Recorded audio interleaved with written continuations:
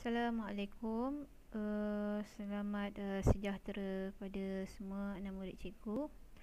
Okey, hari ini kita akan menyambung kepada tajuk terakhir ataupun topik terakhir dalam justifikasi kedudukan kewangan sesebuah perniagaan berdasarkan penyata kewangan. Okey. Jadi untuk tajuk ni adalah tajuk topik terakhir. Manakah topik terakhir, tajuk ni lah juga yang penting untuk difahami oleh semua murid SPM, calon SPM. Okey. Sebab tajuk ni kebarangkalian masuk untuk SPM memang tinggi. Okey. Jadi mari kita tengok macam mana kita nak belajar menggunakan untuk membuat justifikasi, membuat analisis, okey, berdasarkan penyata yang diberi ataupun diberi profil. Okey, macam muka surat untuk dalam buku teks ni, okey, yang cikgu jadikan dia sebagai rujukan adalah dalam buku teks. Okey, jadi cikgu tunjuk, cikgu besarkan sikit, okey. Jadi untuk Musidah Jati Enterprise, okey. Ni profil dia, profil perniagaan dia. Okey. Ditunjukkan jenis nisbah, okey, nisbah kecairan, nisbah kecekapan dan juga nisbah untung serta perbandingan tahun 2015 serta 2016. Okey. Jadi macam mana kita nak buat justifikasi? Okey. So kita tengok dulu yang pertama. Okey. Kita tengok sebelah ni. Okey. Ini dia punya analisis dia. Okey, dia buat justifikasi macam mana. Okey, jadi kita boleh tengok maknanya cikgu akan beritahu macam mana cara dia kita nak buat justifikasi. Okey. Dan paling banyak murid boleh dapat sebenarnya membuat justifikasi ni senang je. Kan susah sangat. Okey. Jadi cikgu tunjukkan cara dia macam mana. Okey.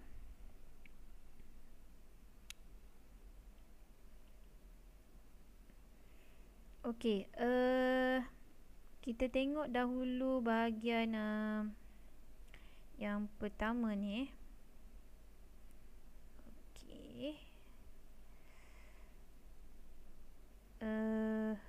Okey.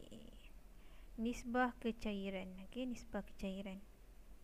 Kita tengok nisbah kecairan dahulu dengan nisbah untung sebab buku teks ni pun dia boleh, maknanya yang belah depan je dulu, menunjukkan yang depan. Jadi kita bincang yang depan dahulu. Okey. Okey, pertama sekali kita bincang nisbah untung dahulu.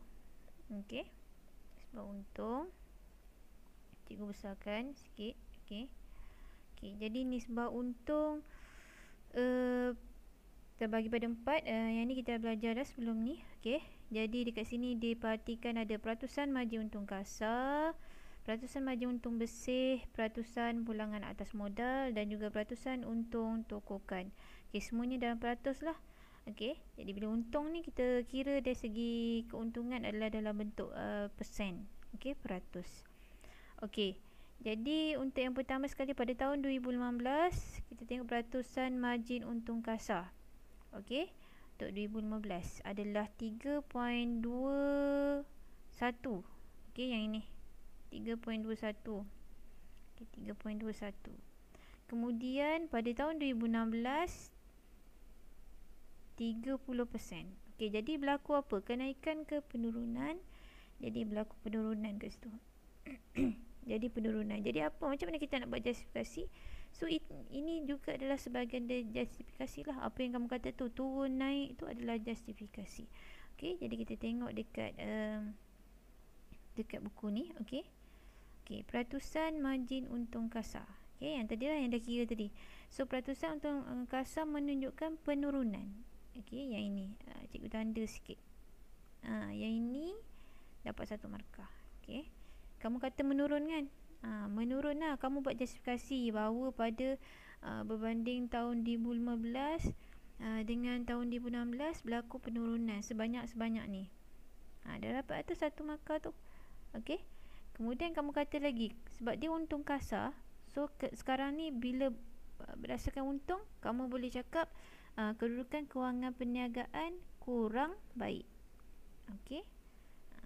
Kedudukan kewangan perniagaan kurang baik sebab kita tengok untung sebenarnya. Untung kasar pun mesti dilihat juga. Okey, sebenarnya untung kasar tu lah nak melihat macam mana perniagaan kita ni semakin baik ataupun semakin berkurang ataupun semakin merosot. Okey. Untung kita tu. Jadi penting sangatlah untuk mengenal pasti sama ada kedudukan kewangan perniagaan kita tu baik ataupun tidak. Okey. So kita tulislah sebab berlaku penurunan jadi kedudukan kewangan perniagaan kurang baik. So, tulis kedudukan kewangan perniagaan kurang baik, dapat 1 markah. Okey, boleh Okey, senang je. Okey, kita tengok lagi sebelah lagi. Okey, kepada margin untung bersih pula. Okey, untung bersih lagi lah. Of course lah kita nak tengok untung bersih kan. Kalau syarikat tak dapat untung bersih, rugi, maknanya syarikat mengalami kemerosotan, kerugian lah. Macam mana syarikat mampu untuk bertahan dalam perniagaan tersebut. Okey, jadi kita tengok peratusan margin untung bersih untuk tahun 2015 sebanyak 7.5. Okey, 7.5%. Manakala tahun 2016 6.4%. Okey. So sekarang ni berlaku juga penurunan. Okey, berlaku penurunan. So cikgu turunkan penurunan. Okey. Jadi masih lagi rugi lagi. Maksudnya bukan rugilah, maksudnya berlaku penurunan. Okey, jadi boleh ditafsirkan seperti beginilah. Maknanya kita beritahu okey berlaku penurunan. Okey, ni berlaku penurunan berbanding tahun 2016 ni penurunan Okey, dapat 1 markah. Nilai untung bersih perniagaan berkurangan. Okey, menunjukkan nilai untung bersih berkurangan. Okey, so dapat 1 markah. Kalau kamu nak cakap kurang cekap dalam usaha operasi pun boleh lah. Okey, sehingga untung bersih perniagaan berkurangan. Mana boleh, tak ada masalah. Tapi merujuk kepada, kena rujuk betul-betul lah. So kalau dia tanya pasal untung kasar, maknanya kita boleh cakap berkaitan dengan untung kasar. Maknanya profil syarikat, kedudukan kewangan syarikat tu macam mana. Okey. Jadi maknanya setiap tahun dia sebenarnya bila nak buat justifikasi ni dia tengok tahun. Okay, ataupun dia tengok syarikat tu, syarikat A dan syarikat B. Tu pun boleh buat juga justifikasi. Okey, tapi sebab tajuk ni untuk topik untuk yang contoh yang cikgu bagi ni, yang dalam buku teks ni kita tengok dulu macam mana. Okey, jadi cara dia macam ni lah untuk memberitahu justifikasi. Okey, so dapat 2 markah tu pun dah kira okey lah. Okey. Okey. Next, peratus pulangan atas modal. Peratus pulangan atas modal. Okey, tadi peratus margin untung bersih dengan untung kasar. Okey, ni kita tengok bawah atas modal. Okey, ni modal. Modal kita 6.42. Kemudian menurun kepada 4.8. Dia masih lagi berlaku penurunan. Okey, jadi kita pun apa lagi tulis lah kan, berlaku penurunan daripada tahun 6 daripada 6.42% pada 2015 kepada 4.8% pada tahun 2016. Okey, so dapat 1 markah kat situ. Jadi bila kata modal, dia merujuk kepada pelaburan yang kita buat lah. Jadi keadaan ini menunjukkan perniagaan kurang cekap dari segi membuat pelaburan. Okey. Okey, boleh so, senang je. So, tengok dia punya apa formula dia tu, apa dia punya apa nisbah yang dia nak cari tu. So kita sesuaikan lah. Okey. Sebab dia kata pasal atas modal ni. So modal ada kaitan dengan pelaburan. Okey. Okey, yang seterusnya dia tanya pula pasal untung tokokan. Untung tokokan 13.6% pada tahun 2015. Kemudian menjadi 10% pada tahun 2016. Dia berlaku penurunan juga. Okey, berlaku penurunan juga. Okay, jadi kita pun tulislah. Tulis peratusan untung tokokan menurun. Okey. Maka Okey, jadi kita pun nak beritahu lah untung tokokan ni apa, ada kaitan dengan apa, dengan jualan kita lah, dengan kos, dengan harga. Okey, jadi ini menyebabkan, menunjukkan perniagaan tidak beroperasi dengan cekap. Okey, dengan tidak beroperasi dengan cekap. Okey, dapat satu dah lah. Ataupun kita nak cakap peniaga kurang atau perniagaan kurang cekap mengawal harga jualan dan kos jualan untuk menjana keuntungan perniagaan pun boleh diterima juga, tak ada masalah. Ini yang penting kamu tahu macam mana nak buat justifikasi berdasarkan analisis tersebut. Okey, boleh?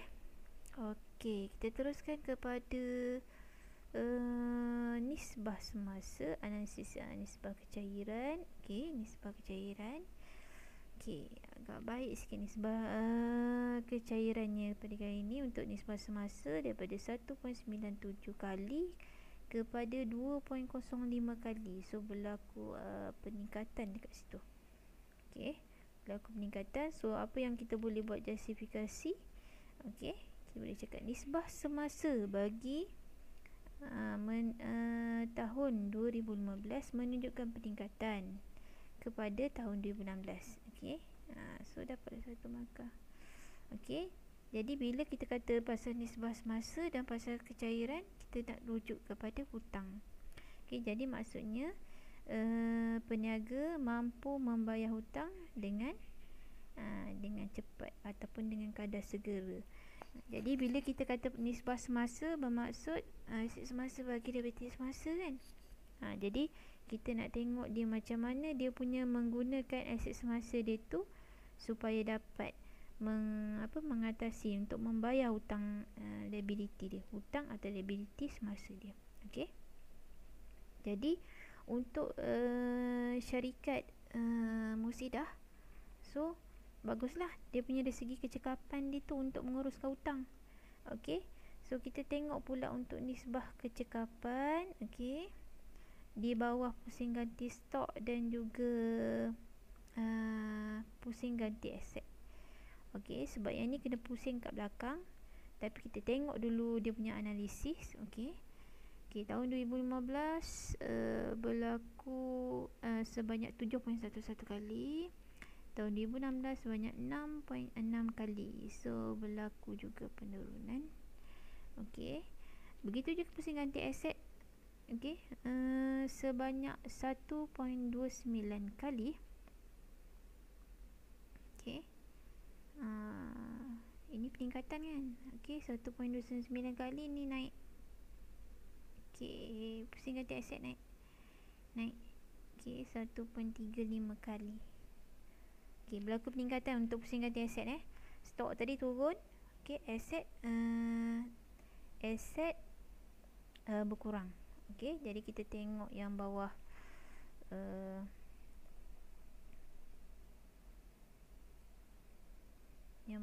apa, dia punya justifikasi dia. Okey, sekejap cikgu buka balik. Boleh cikgu buka macam ni lah. Tak apa, kita tunggu sekejap. Okey,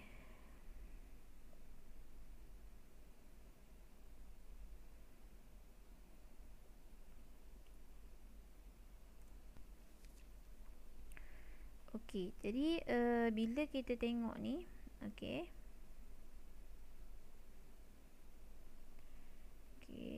besarkan sikit.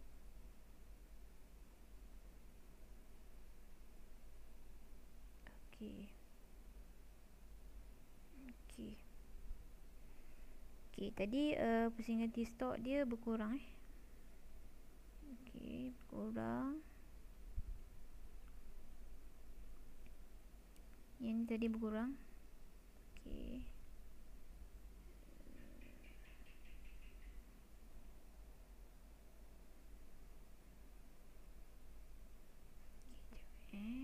okey, besar sikit dia nampak. Okey, jadi yang ni tadi berkurang. Okey, daripada tahun 2015 kepada 2016. Okey, berkurang. Okey, jadi kita tengok satu-satu lah. Untuk ganti stok dulu. Okey, nisbah pusing ganti stok menunjukkan penurunan dari 7.11 kali pada tahun 2015 kepada 6.6 kali. So, kita pun dapatlah 1 markah. Okey. Keadaan ini menunjukkan perniagaan mempunyai masalah stok tak laku. Dia nak pusing ganti dia punya inventory ni. Okey, bila maknanya permintaan dia kurang kan? Okey, permintaan kurang. Maknanya penyimpanan dia terpaksa menanggung nanti kos keusangan stok. Kos nak simpan barang. Jadi, menyebabkan firma akan terikat pada stok yang tidak terjual. Okey, jadi menanggung. Maknanya syarikat mempunyai masalah stok tidak laku. Okey, atau tidak terjual. Ada masalah, betul lah, memang ada masalah. That's why tahun 2015 berbanding 2016 tu kita boleh tengok lah perbandingan tu. Okey, adakah syarikat mampu untuk mengatasi masalah stok dia. Okey. Okey, itu untuk pusing ganti stok. Sebab dia cakap pasal pusing ganti stok ni, ingatlah stok. Bila kata nak ganti stok, maknanya stok ada ke tidak? Berlaku peningkatan tak stok? Maknanya keluar banyak ke ataupun masih banyak lagi dekat tempat simpanan, gudang, store. Okey.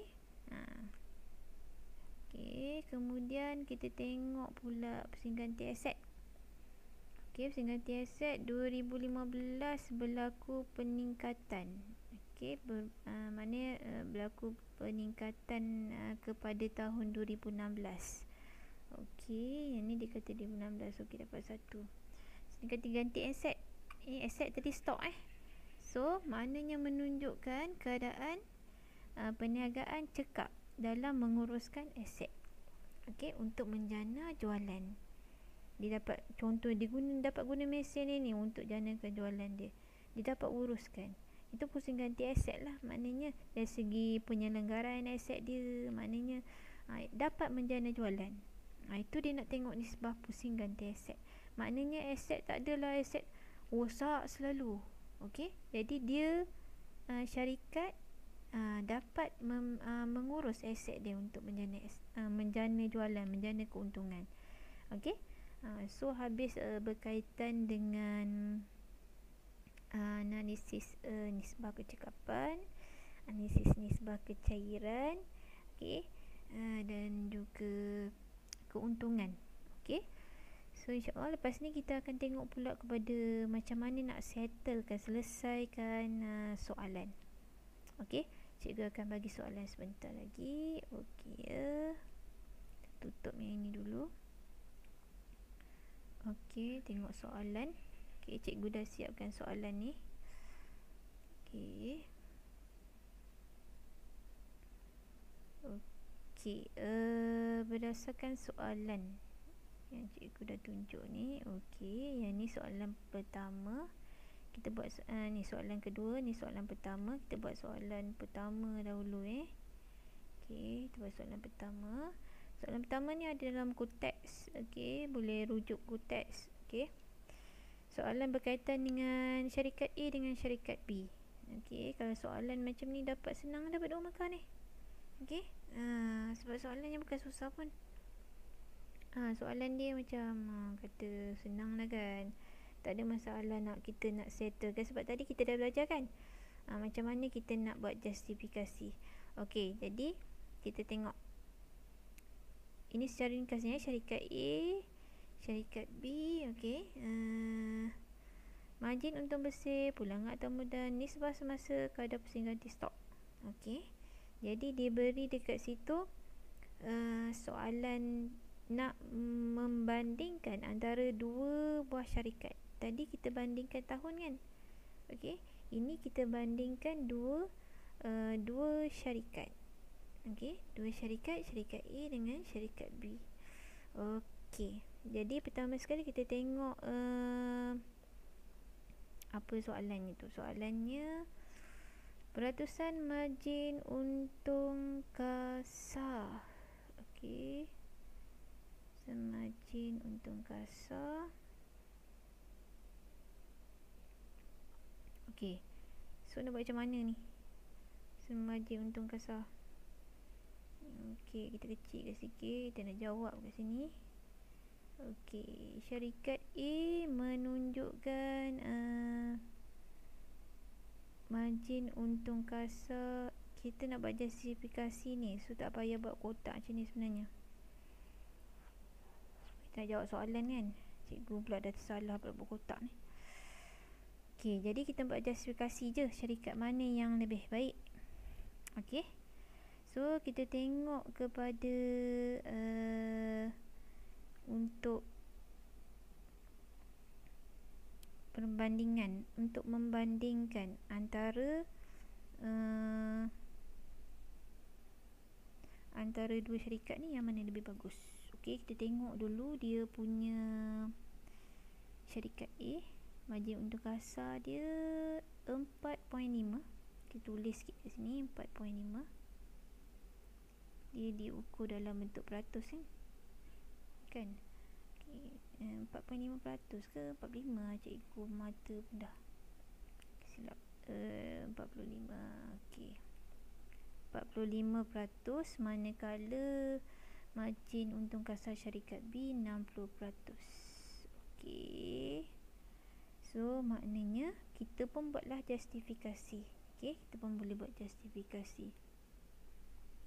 Okey, bila kita buat justifikasi, okey. Maknanya kita pun menyatakanlah, kena nyatakan. Okey, syarikat mana yang lebih baik. Jadi kita pun tulislah. Okey. Padam dulu. Okey, padam dulu. Okey.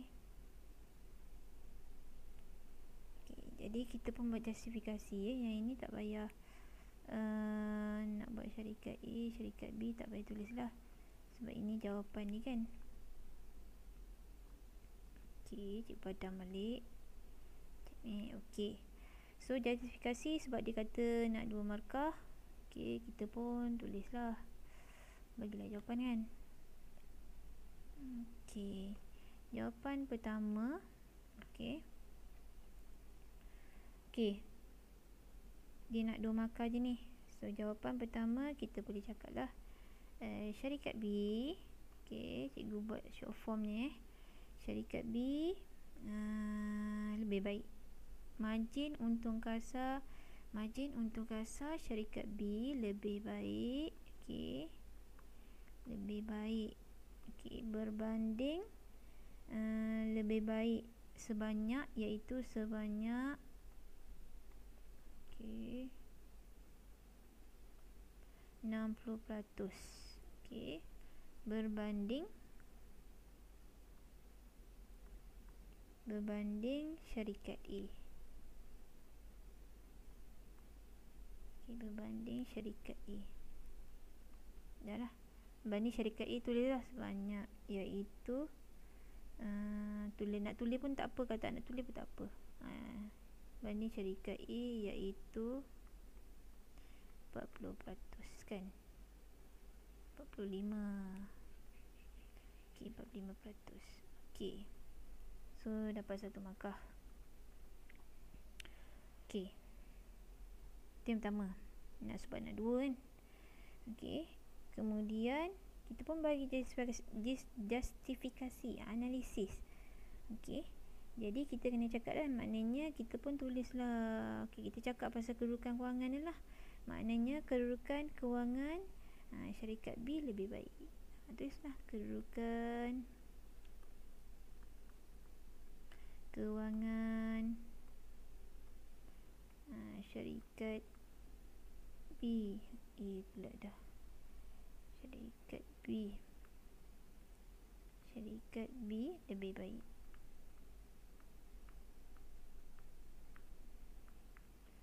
Okey. Boleh dapat 1 markah lagi. Okey, itu untung kasar. Okey. Kita tengok pula sekejap cikgu padam dulu yang ni.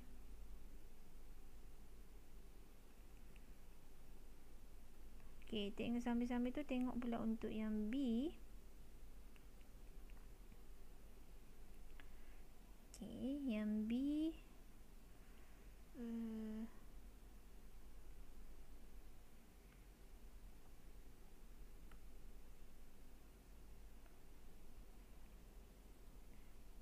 soalan B dia kata peratus pulangan atas modal.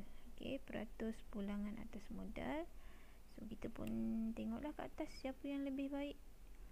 1.52, yang ini 25. So masih lagi syarikat B.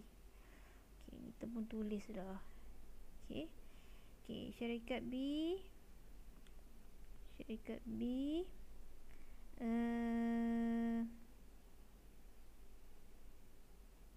syarikat B mempunyai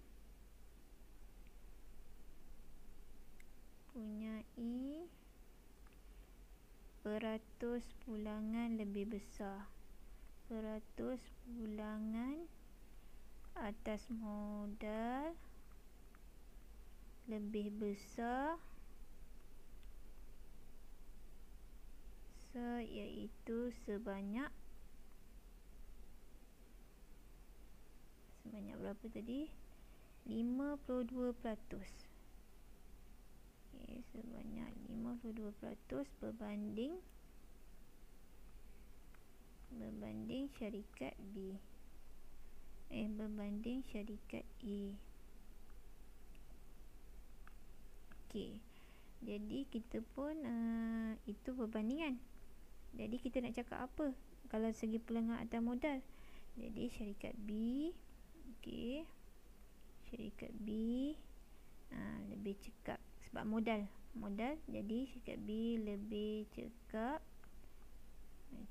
membuat pelaburan. Okey, lebih cekap membuat pelaburan.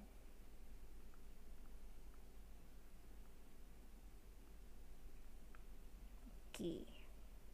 So settle minta maaf lah tulisan cikgu ni terpaksa kecil-kecil ni, space kecil. Tak apa, yang penting kamu nampak kamu faham. Bila dengar cikgu cakap tu kamu boleh faham.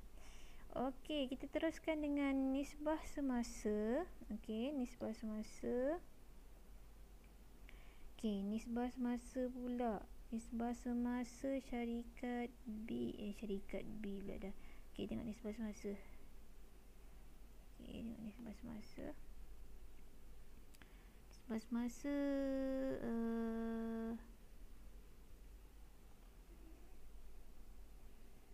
pulangan modal. Okey.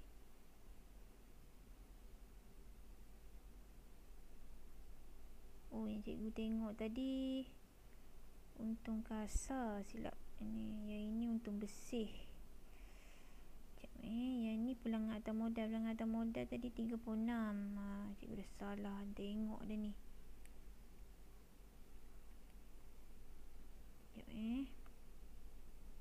Cikgu salah tengok. Okey, yang tadi pulangan atas modal tadi, peratus pulangan atas modal lebih besar adalah sebanyak ni 36%. Cikgu salah salah tengok. Okey, 36. Okey, 36%, manakala syarikat A hanya 18% saja. Okey, ini syarikat B. Okey. Nisbah semasa. So, nisbah semasa syarikat A 2.1. Okey, 2.1, B 3.1. So masih lagi syarikat B. Okey, jadi kita pun tulislah. Okey. Pertama syarikat B. Mempunyai nisbah semasa nisbah semasa lebih baik.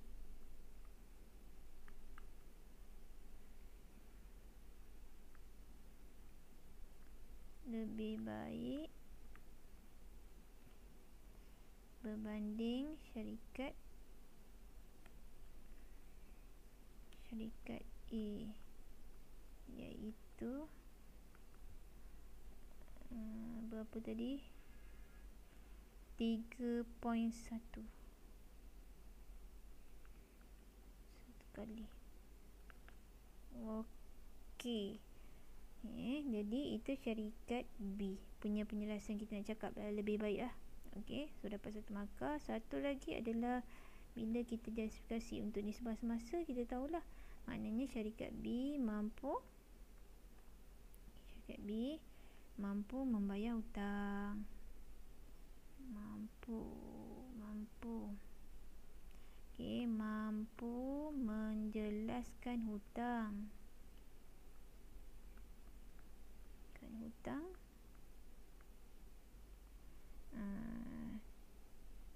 Dan jangka pendeknya dengan cepat.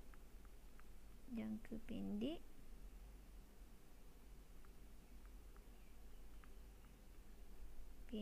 dengan cepat ataupun lebih pantas.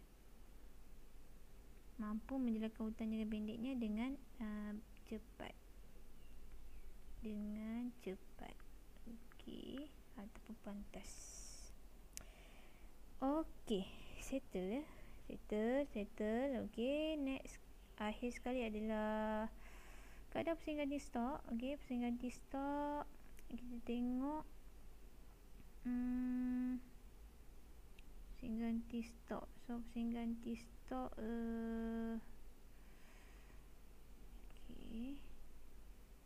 4 kali. Syarikat B 6 kali. Maknanya masih lagi syarikat B.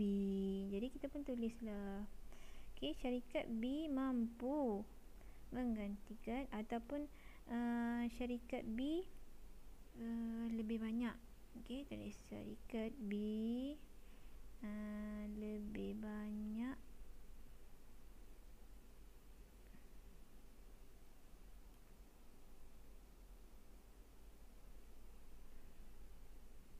kadar pusing ganti stok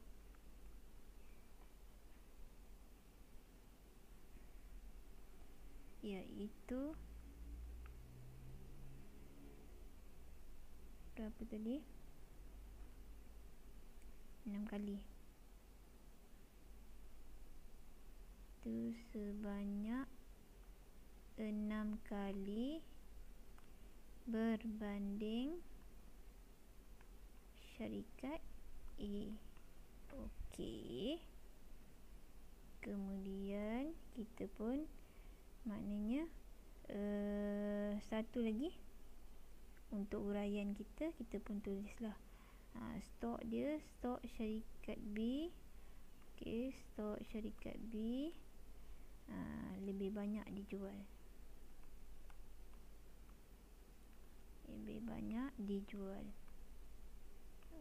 Ataupun kadar stok syarikat B untuk mengeluarkan barang adalah lebih baik. Jadi settle semuanya. Semua dapat 2. Dapat 2. Begitulah cara kamu, macam mana kamu nak buat justifikasi.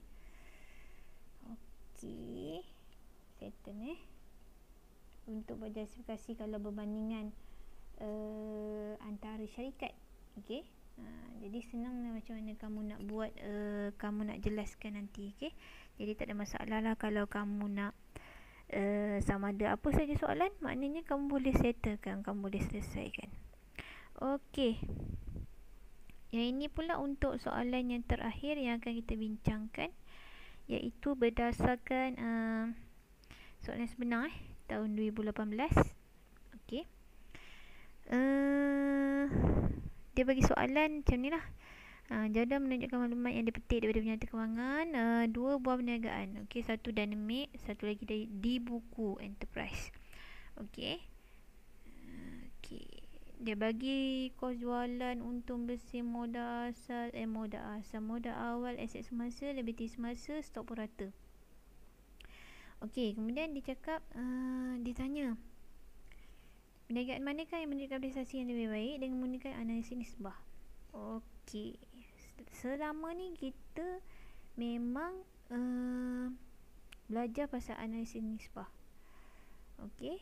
Yang berapa dalam tu tak silap ada yang kita bincang tadi, ada 7. kan ada 7. So semua tu adalah nisbah asas. Tapi sebenarnya apa yang menjadi kepentingan? Sebab kalau budak akaun dia memang belajar ada berapa term dia. Maknanya dia akan belajar tu nisbah asas tu, dia akan belajar benda yang penting. Contohnya dalam analisis nisbah asas memang ada 3 ni kan. Kita belajar 3. Okey, satu nisbah untung, satu nisbah cairan, satu lagi kecekapan. Okey. Tapi yang kita nak tengok sekarang ni mesti yang pertama adalah pulangan atas modal. Pertama, pulangan atas modal. Okey. Yang kedua, nisbah semasa di bawah nisbah kecairan. Dan yang ketiga adalah nisbah kecekapan, iaitu di bawah pusing ganti stok. Okey. Nah, yang ni je nak kira. Okey. Ni tahun 2018. So, maknanya kena buat jalan kira, jalan kerja. Analisis, dalam menganalisis bukan sahaja menjustifikasi, membuat huraian, tetapi kamu mengira juga untuk membuktikan adakah jawapan kamu tu betul. Okey, so yang ini cikgu dah siapkan untuk pengiraan. Maknanya cikgu dah siap kira-kira lah ni. Okey, cikgu dah siap kira. Okey, maknanya dynamic 25%, di buku 30% untuk pulangan atau modal. Okey, manakala nisbah semasa dynamic 1.25 kali, di buku 2 kali. Okey, dan akhir sekali pusing ganti stok dynamic 3.3 kali, di buku 4 kali. So dia tanya perniagaan manakah? Perniagaan manakah? Okey, ditanya perniagaan manakah. Sekejap cikgu tunggu sekejap. Sebab cikgu nak buat sebelah tu justifikasi dia. Okey.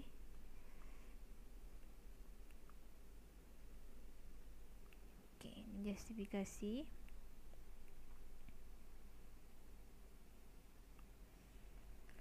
Okey. So justifikasi dia nak 6 markah. So sebenarnya dalam pengiraan ni dah termasuk 6 markah lah So kita boleh buat justifikasi yang lain.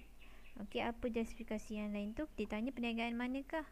So kita pun tulis lah perniagaan mana yang bagus ni. Okey, kita pun boleh tengok yang mana lebih banyak. Okey, so kita pun pilih.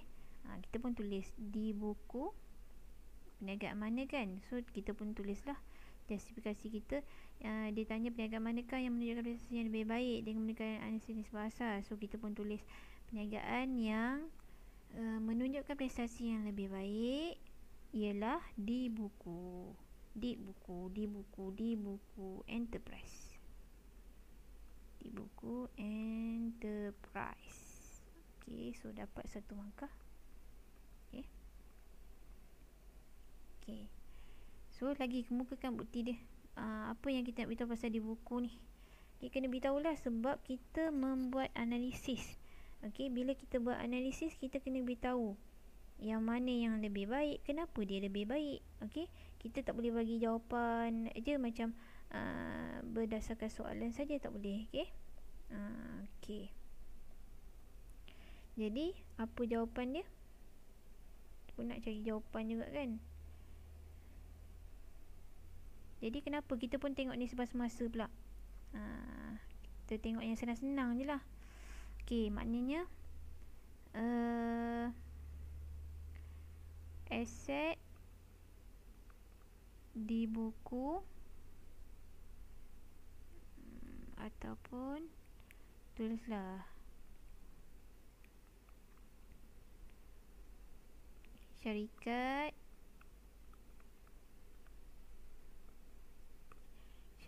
mampu menjelaskan hutang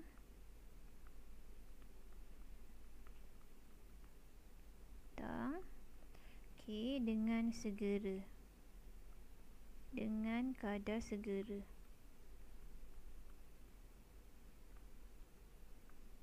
Okey, berbanding dinamik. Okey, satu. Okey, satu lagi. 3 pun dah okey lah. 3. Okey, pusing ganti stok. Pusing ganti stok dia pun lebih baik. Jadi kita pun beritahulah, maknanya syarikat mampu, syarikat dapat menguruskan stok dengan baik, menguruskan stok dengan baik. Ataupun kamu tulislah, maknanya mampu menjual stok, maknanya mampu menguruskan stok dengan baik dengan cara mudah, ataupun stoknya mudah laris, stoknya mudah laku. Okey, stok cepat habis.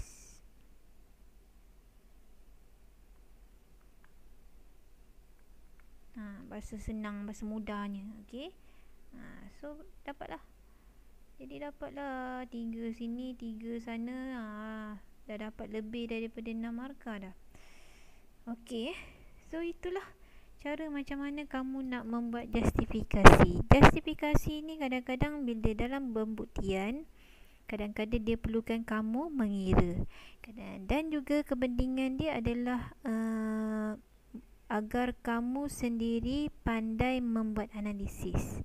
Okey, pentingnya membuat analisis. Jadi untuk topik-topik macam ni yang memang pasti akan keluar ni, diharapkan dengan cara cikgu memberi video ini, video PDBC ni, cikgu harap kamu dapat menjawab soalan dengan lebih baik. Okey, insya-Allah. Jadi itu dahulu untuk kali ini. Kita jumpa lagi untuk video yang akan datang. Okey, terima kasih. Assalamualaikum.